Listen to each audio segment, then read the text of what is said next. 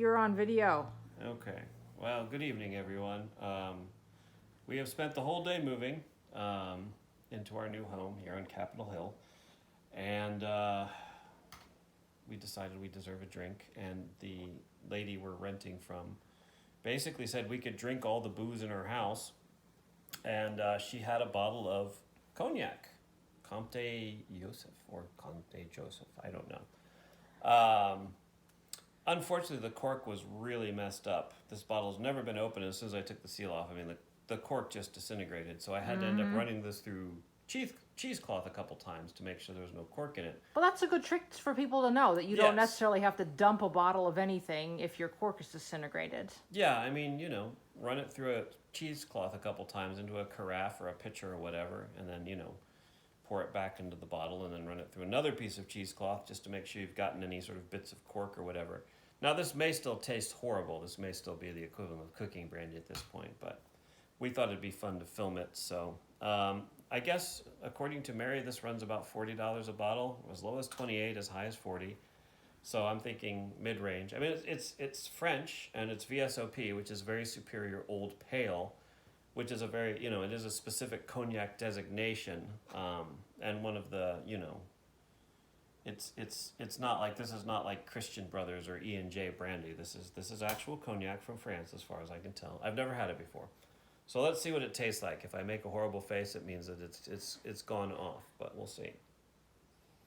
I mean, it smells fine. I mean, I smell a lot of the traditional cognac flavors: raisins, walnuts, a little spice maybe, vanilla of course, and, well, alcohol. This is pretty hot, so we'll see what happens here.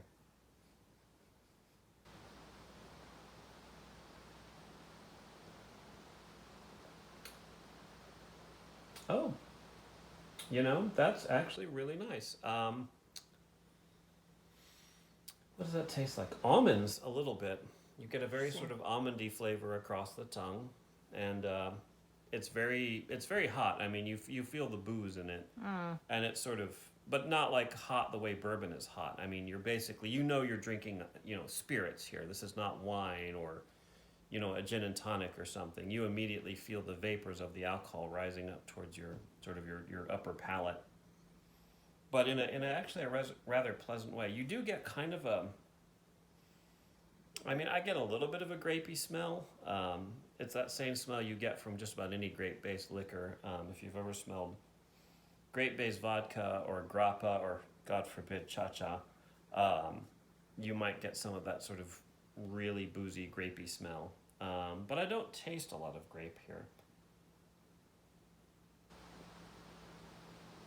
Like I said, mostly what I feel like I taste is almonds and vanilla. It's really smooth. Despite being hot, it's still smooth?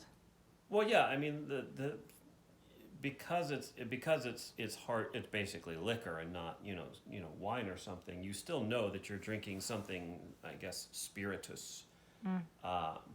But it's not like, it doesn't parch your throat. You don't get that burn the same way you do with like cheap vodka or cheap whiskey.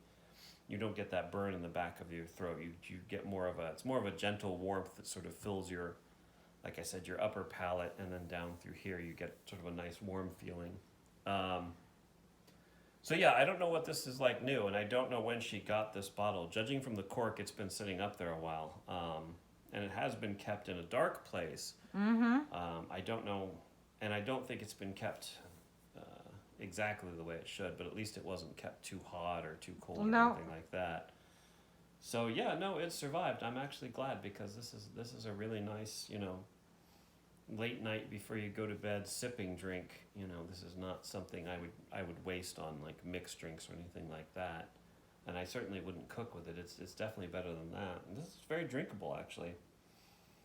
Like I said, it's got a really pleasant smell, and it's hot without being burny.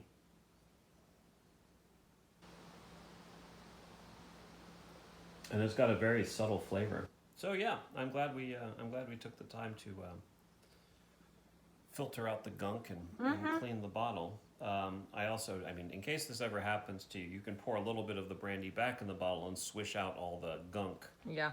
and then just clean the neck of the bottle really well so that there are no more cork fragments in it, and then put whatever stopper you happen to have handy in it. So yeah, good cognac. Thanks to our landlady for giving us all this free booze to try.